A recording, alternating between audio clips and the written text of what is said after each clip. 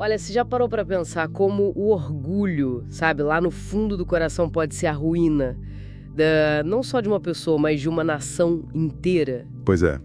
E que uma profecia, nossa, escrita há milênios, ainda ecoa hoje com tanta força, falando sobre justiça, consequências e a soberania de Deus, né?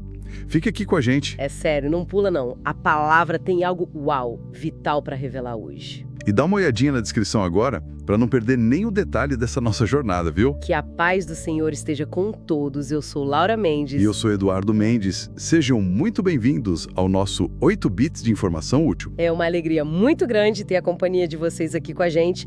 Se você ainda não segue, procura lá 8 bits de informação útil ou pelo nosso outro nome que é 8 bits de palavras transformadoras, lá no Spotify. Isso mesmo. E não se esqueça de se inscrever no nosso canal do YouTube também para acompanhar os estudos em vídeo. O link tá facinho aí na descrição. Hoje, minha gente, a gente começa uma caminhada muito especial. Vamos mergulhar juntos na Bíblia Sagrada inteira, capítulo por capítulo. É isso aí, a ideia é trazer a palavra com uma linguagem assim, clara, que todo mundo entenda, sabe? Buscando reflexão profunda, claro, mas o mais importante, como aplicar isso no nosso dia a dia, né? No nosso caminhar com Deus. Então a gente convida todo mundo a dar uma espiada na descrição deste episódio. Lá tem um resuminho do que a gente vai conversar hoje sobre Obadias, capítulo 1. Que o Espírito Santo possa nos guiar, né? Que este tempo seja de muito aprendizado e bênção para todos nós. Vamos começar então? Vamos sim. Obadias é o menor livro do Antigo Testamento, né? Um capítulo só, mas, nossa, que mensagem forte. Já começa direto ao ponto. Verdade. Verso 1. Visão de Obadias. Assim diz o Senhor Jeová a respeito de Edom. Edom, para quem não lembra, eram os descendentes de Esaú, irmão de Jacó. E a mensagem não é nada boa para eles. Não mesmo. Deus fala que tornou Edom pequeno, desprezado entre as nações, e ainda chama os outros povos para guerrear contra eles. Um começo impactante. Muito. E logo no verso 3 já vem o diagnóstico. A raiz do problema todo. A soberba do teu coração te enganou. Eles se achavam o máximo, né? Exato. Morando lá nas alturas, nas fendas das rochas, com aquele pensamento: ah, quem é que vai me derrubar daqui? Aquela autoconfiança que, na verdade, cega, né? Cega completamente aquela sensação de invencibilidade que o orgulho traz, sabe? Mas Deus é muito claro no verso 4. Não tem para onde correr. É verdade. Ele diz: ainda que te eleves como águia e ponhas o teu ninho entre as estrelas, dali te derrubarei. Não importa quão alto a gente pense que está, né? A soberba precede a queda, um alerta que vale para hoje, com certeza. Com certeza.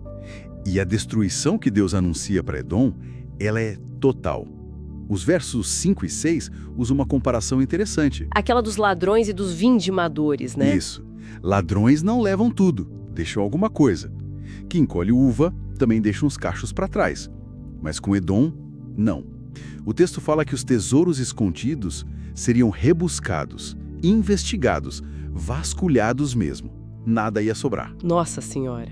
E para piorar a situação, vem a traição, descrita no verso 7. Que coisa, hein? Pois é. Aqueles em quem Edom confiava, os aliados, os parceiros de paz, até os que comiam pão na mesa deles, seriam os mesmos a enganá-los, a armar ciladas. Puxa, que dor.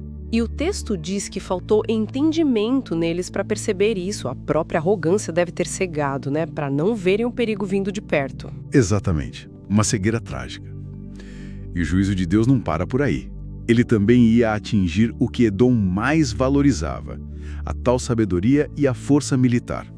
Os versos 8 e 9 falam disso. Deus destruiria os sábios de Temã, que era uma cidade importante deles, e o entendimento do monte de Esaú. Até os guerreiros mais valentes ficariam apavorados. O resultado? Extermínio. Mas por que um juízo tão pesado assim? Qual foi o motivo principal? Os versos 10 a 14 explicam direitinho. Tá lá, né? Por causa da violência feita a teu irmão Jacó. Não foi uma briga qualquer. Foi a crueldade, a hostilidade contra o próprio povo irmão, Israel. Isso que foi o estopim. E a Bíblia detalha essa crueldade. É impressionante. Não foi só ficar olhando de longe quando Jerusalém foi invadida. Como diz o verso 11, tu eras também como um deles. Foi pior. Muito pior. Eles se alegraram com a desgraça do irmão. Zombaram no dia do infortúnio, participaram do saque no dia da calamidade, está lá no verso 13. E ainda por cima... Ainda impediram os que tentavam fugir, entregaram os sobreviventes para os inimigos, verso 14.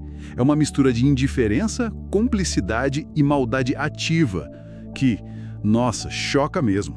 Uma traição terrível contra o próprio sangue. E isso nos leva ao verso 15, que fala do dia do Senhor. Sim, um dia de juízo que estava próximo, não só para Edom, mas para todas as nações. E ali tem um princípio fundamental da justiça divina, né? Aquele, como tu fizeste, assim se fará contigo. A lei da retribuição. As ações têm consequências diretas. O que você planta, você colhe. Exatamente. O cálice do sofrimento que Judá bebeu seria dado também a essas nações que agiram com maldade. Elas beberiam até desaparecer. Juízo sério. Mas olha que interessante. No meio dessa mensagem tão dura de juízo, surge uma luz, uma esperança. Os versículos finais, do 17 ao 21, trazem um contraste, né? Um contraste lindo. No Monte Sião, em Jerusalém, haveria livramento, salvação e santidade. A casa de Jacó, o povo de Israel, seria restaurado. Eles possuiriam suas heranças novamente. Enquanto Edom, que é comparado à palha seca, seria consumido. Jacó e José, representando o Israel unido, seriam como fogo e chama que queimariam essa palha toda. Não sobraria ninguém de Edom. É uma imagem forte de juízo final para Edom, mas de restauração completa para Israel. E a promessa ainda se expande, falando que Israel recuperaria e até ampliaria seu território. E o final, o clímax do livro, no verso 21, é poderoso demais. E subirão salvadores ao monte Sião para julgarem o monte de Esaú, e o reino será do Senhor. Uau! É isso. No fim das contas, apesar de toda a maldade humana, das disputas entre nações, a soberania, o controle, o reino, tudo pertence a Deus.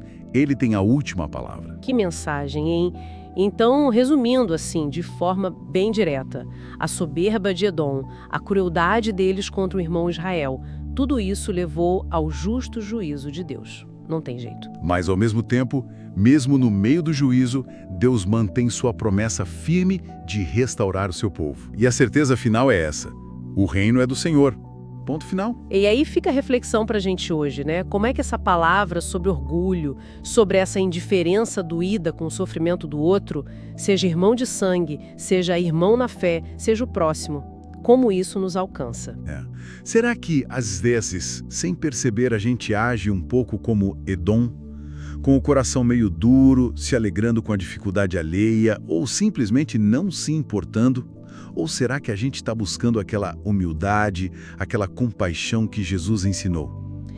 Uma pergunta importante para se fazer e aquele pensamento final do livro. Se tudo culmina com o reino será do Senhor, como é que a nossa vida aqui e agora, nossas escolhas, o jeito que a gente trata as pessoas, como tudo isso pode mostrar que a gente já pertence a esse reino de justiça, de amor de Deus? Uma reflexão profunda mesmo.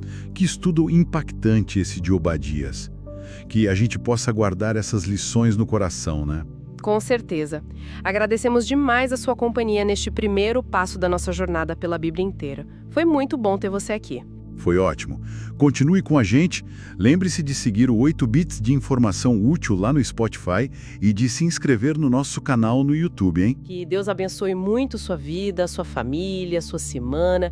Fiquem na paz. Até o próximo estudo. Até lá, pessoal. Um abraço.